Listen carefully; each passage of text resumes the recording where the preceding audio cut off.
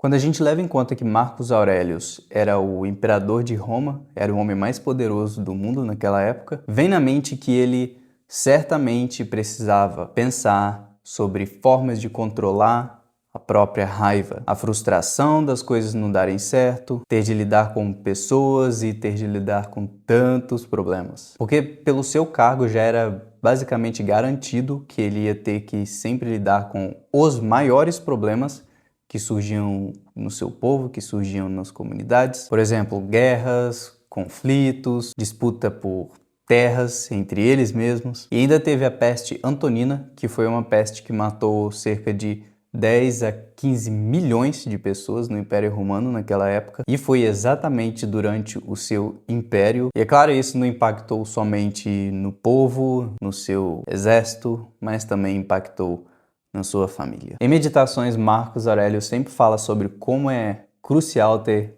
controle sobre a sua raiva, sobre o seu temperamento. Em um verso, ele até diz: quão mais graves são as consequências da raiva do que as suas próprias causas. E o que ele quer dizer com essa frase é que, na maior parte das vezes, é que a consequência do que você acaba fazendo por causa da raiva é muito pior do que o próprio evento que te deixou com raiva.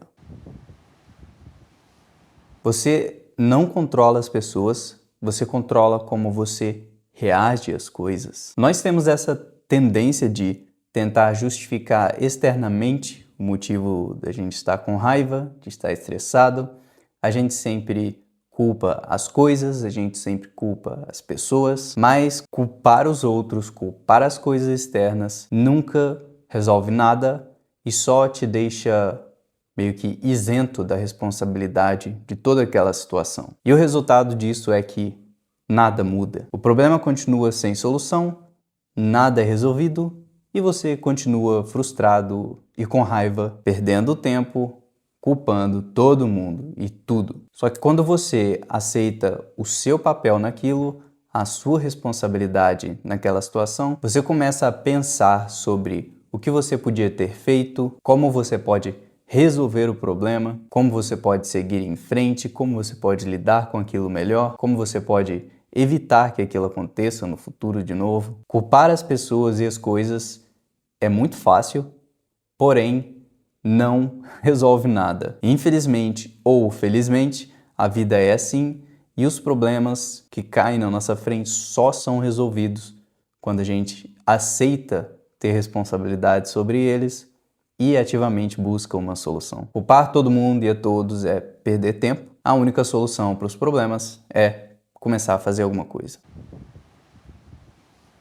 Nós temos essa impressão hoje em dia de que a maior parte das pessoas é horrível. Claro que há muita gente ruim nesse mundo. Eu não vou ser ingênuo aqui e dizer que não existem pessoas ruins, eu estaria mentindo. Óbvio que existem pessoas ruins, mas a maioria delas não quer exatamente te machucar. Marcos Aurelius começa Meditações exatamente falando sobre isso, para começar já o dia se preparando para lidar com pessoas difíceis, arrogantes, imbecis, mas que isso não é porque elas têm um problema pessoal com você, é porque elas não têm controle sobre si próprias e algumas são simplesmente ignorantes e não fazem ideia do que é o errado e do que é o certo. Mas uma coisa que nos faz ver uma luz de esperança na humanidade é em situações de, por exemplo, catástrofe ou emergência que afetam várias pessoas ao mesmo tempo, elas sempre se juntam para conseguir ajudar umas às outras. Eu acho que nesses momentos o senso de comunidade,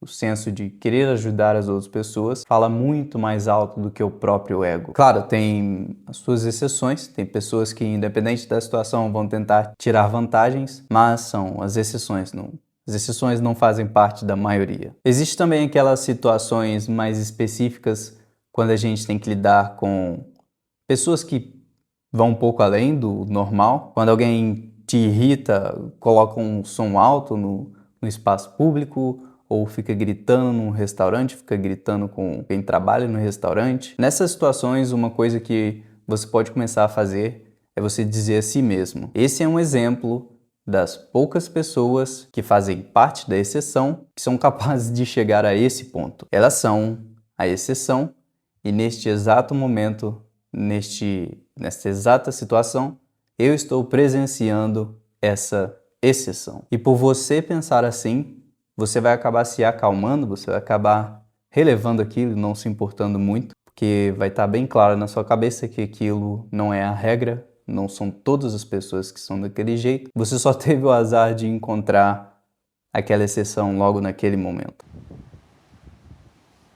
Quando as pessoas cometem erros com a gente sempre tende a exagerar muito sobre o quão grave aquilo que elas fizeram é. O que é bem irônico, porque se você parar para pensar e lembrar de alguma vez que você fez algo parecido, você não se pintou como um monstro depois de ter feito aquilo. Você só refletiu sobre o que você fez e você provavelmente chegou à conclusão de que simplesmente estava com raiva e teve uma reação desproporcional. Marcos Aurelius diz para ser exigente consigo mesmo e tolerante com os outros. Eu acho que isso se encaixa muito aqui, porque na maior parte das vezes nós somos muito exigentes com as outras pessoas, mas com a gente nós somos tolerantes em excesso.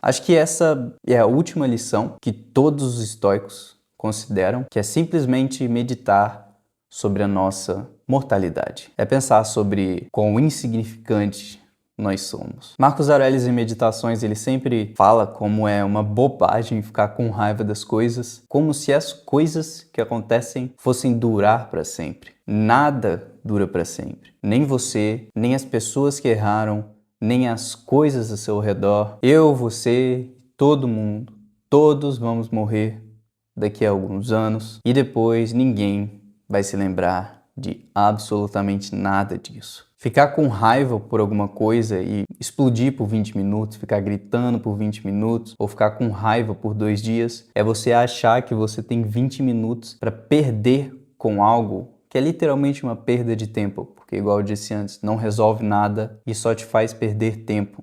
É você achar que você tem esse tempo para jogar no lixo. Por exemplo, uma coisa que também acontece com algumas pessoas, deixar de falar com um familiar, sua mãe, seu pai ou seu irmão, por 10 anos, por algo que eles fizeram ou por algo que eles disseram, é você assumir que você tem 11 anos para você poder perdoar e se reconciliar antes deles partirem. Óbvio, não é garantido, e se isso acontecer, o arrependimento vai te destruir por dentro. Quando a gente pensa em memento mori, você poderia deixar a vida nesse exato momento, desde que isso determine o que você diz, pensa e faz. Isso acaba se tornando o seu principal controle da raiva, porque quando nada mais funciona, você acaba lembrando de que nada disso realmente importa, de que você, eu, todo mundo vai morrer e ninguém vai lembrar disso daqui a muitos anos. Ou daqui a poucos anos. Infelizmente, nós não temos controle sobre isso. Independente de quem você é, do que você faz, da sua profissão, de onde você vive, a raiva